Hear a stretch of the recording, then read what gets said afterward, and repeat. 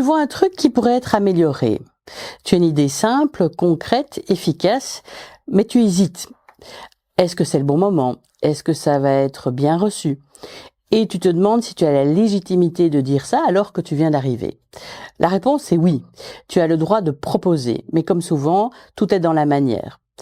Alors comme premier réflexe, je te propose de cadrer ton idée comme une contribution et pas comme une critique.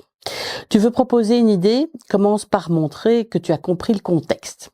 Pas besoin d'en faire des tonnes, mais positionne-toi comme quelqu'un qui observe, qui veut contribuer, pas comme quelqu'un qui juge.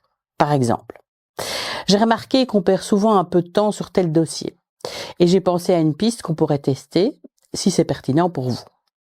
Ou, je me demandais si on avait déjà essayé de faire ceci ou cela, ça pourrait peut-être soulager un peu l'équipe sur ce point.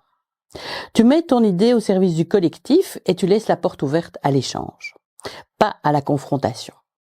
Réflexe 2, choisis le bon canal et le bon moment et un format simple.